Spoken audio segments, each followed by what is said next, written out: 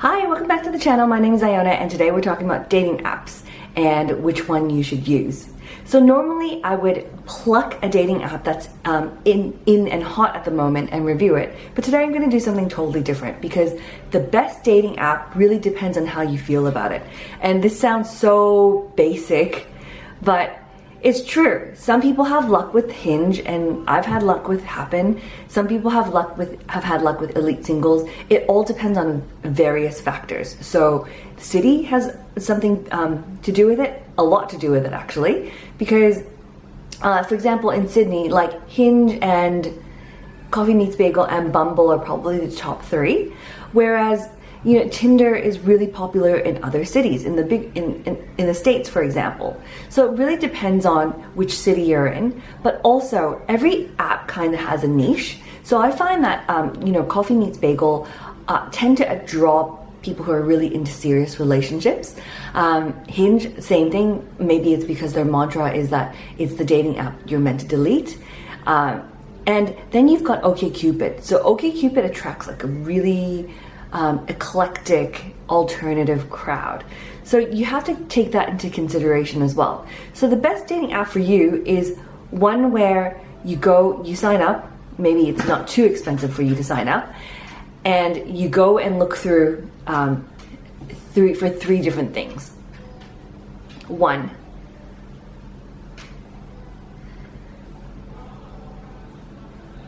so what you want to do when you're looking for a dating app that's right for you are probably three things. So one, your niche. So are the other members in the same age bracket? Do they want the same things? Or do they just want to have a good time? So for example, like Tinder wouldn't be one I recommend right now because it's a dating by numbers game and it's really hit or miss. You never know you're gonna get. You have people in their 40s and 50s who've been married and have kids and want to date again, and then on the other end of the spectrum you have 20-somethings who just want to have fun and not really wanting to get into anything serious. So your niche really matters. So like I said, OkCupid may draw a smaller audience, but it works really, really well if you gel with that crowd. So I know a friend who isn't really into the commercial dating apps, but OkCupid really works for her. Okay, then so that's the first one. It's check out the members. And there are dating apps that give you a free preview of who the members are. You just have to be mindful and do some research on the apps because some of them do have fake profiles and bots that draw you in. So again, reviews are really important. I'm not going to tell you which ones have had generated bad reviews based on the use of bots because I don't want to defame any brands here, but have a look. So that's one thing you want to do, check out the members.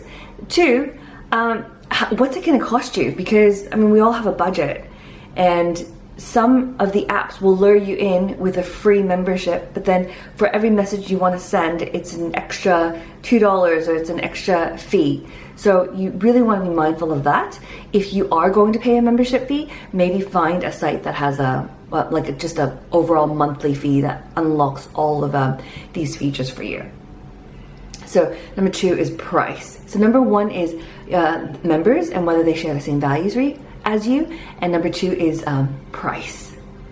So number three is to not only look at the profiles, but see how much you can find out about that person, the way that dating app is structured. So with apps like Elite Singles, Hinge, and eHarmony, and even Match, they have website dating profiles that really, really help you get to know the person's values and just get a vibe for them, so it's not so superficial. It's not just like Tinder and Bumble where you get 5 pictures and a description. Because if you're looking for something serious and you don't want to go through trial and error, and you want to kind of get to that point where you're with someone or you find someone compatible as soon as possible, you want to be able to read as much about them as you can before you even make that first interaction. So I think that's the key to success. It's what I've learned from my friend earlier, who against all advice went and signed up for an app that wasn't so popular and that generated really, really poor reviews. And the trick to that was, the person just read just took the time to read profiles and connected with somebody whose profile really connected with them. And that's another thing. If you're even going to go into online dating app, don't even start with which dating app to use. Start by thinking how you want to present yourself. So it's kind of like a CV. It's an interview. People don't know you, and you want to put the best version of yourself. So how do you want to be known? How do you want to be perceived? That's something to think about before you even go and select a dating site. So yeah, dating apps. If you haven't had any success, it could just be that you've chosen the wrong app and maybe your profile needs some tweaking. So if you have any questions about dating profiles, leave a comment. If you want me to review them, happy to. You can leave me a comment on your YouTube page and you can leave a comment on my YouTube channel, and we'll take it from there.